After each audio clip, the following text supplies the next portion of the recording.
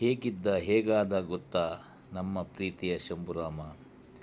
ಇವನು ನೋಡಿ, ಬೆಂಗಳೂರಿನಲ್ಲಿ 20 ದಿನದ ಮರಿ ತೆರಗ ಬ್ರೀಡರ್ ಕಳಿಸಿದಂಥ ಒಂದು ವಿಡಿಯೋ.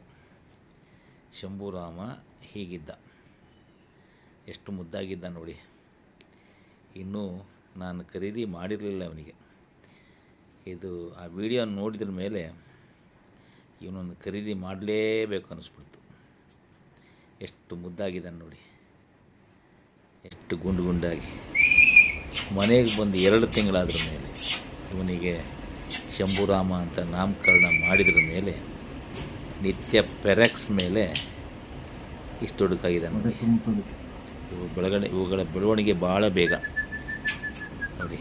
ಯಾವ ರೀತಿ ಕೇಜಲ್ಲಿದ್ದಾನೆ, ನಾಲ್ಗೆ ಹೇಗೆ ಹೊರಗೆ ಹಾಕ್ಕೊಂಡಿದ್ದಾನೆ.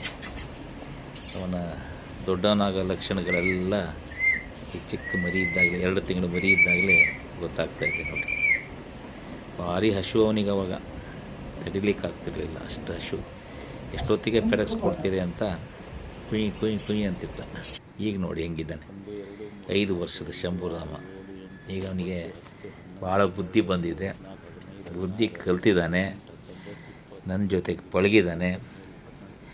ನನ್ನನ್ನು ನಿತ್ಯ ವಾಕಿಂಗ್ ಮಾಡಿಸಿ ನನ್ನ ತೂಕ ಸುಮಾರು 45 kg ಇಳಿಸೋಕ್ಕೆ ಕಾರಣ ಆಗಿದ್ದಾನೆ.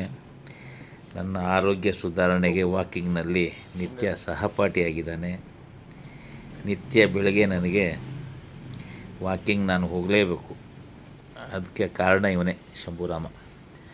ಯಾವ ರೀತಿ ಇದ್ದಾನೆ ನೋಡಿ. ನಿತ್ಯ ಬೆಳಗ್ಗೆ ವಾಕಿಂಗ್ ಮಧ್ಯದಲ್ಲಿ ಅವನಿಗೆ ಸೌತೆಕಾಯಿ ಇಲ್ಲ ಬಾಳೆಹಣ್ಣು, ಮಾವಿನ ಹಣ್ಣು, ಯಾವುದಾದ್ರೂ ಒಂದು ಹಣ್ಣು ಅವನಿಗೆ ನಾನು ಕೊಡಲೇಬೇಕು ನೋಡಿ. ಎಲ್ಲ ತಿನ್ಕೊಂಡು ವಾಕಿಂಗ್ ಮಾಡ್ತಾನೆ. ಕೊನೆಯೇ ಒಂದು ತುಂಡಿದೆ, ಆದರೆ ಕೊಡೋಕ್ಕಿಂತ ಮುಂಚೆ ನಾನು ಥ್ಯಾಂಕ್ಸ್ ಕೊಡಲೇಬೇಕು. ಥ್ಯಾಂಕ್ಸ್ ಕೊಡದಿದ್ರೆ ನಾನು ಕೊಡಲ್ಲ. ಹಾಗಾಗಿ ಥ್ಯಾಂಕ್ಸ್ ಎಲ್ಲ ಕೊಟ್ಟು ನನ್ನನ್ನು ತಾಜಾ ಮಾಡ್ತಾನೆ. ಆಮೇಲೆ ಇದನ್ನು ಕೊಟ್ಟು ನೀರಿಟ್ಬಿಟ್ರೆ ನಾನು ವಾಕಿಂಗ್ ಆಗೋ ತನಕ ಹಿಂದೆ ಮುಂದೆ ಓಡಾಡ್ತಾ ಇರ್ತಾನೆ. ಬೆಕ್ಕು ಗಿಕ್ಕು ಕಾಗೆ ಇವನ್ನೆಲ್ಲ ನೋಡಿ ಓಡಿಸ್ತಾ ಮಾಡ್ತಾ, ಜೊತೆಗೆ ಲವಲವಿಕೆಯಿಂದ ನನ್ನ ವಾಕಿಂಗ್ ಮುಗಿಸ್ಲಿಕ್ಕೆ ಕಾರಣ ಆಗ್ತಾನೆ ನೋಡಿ.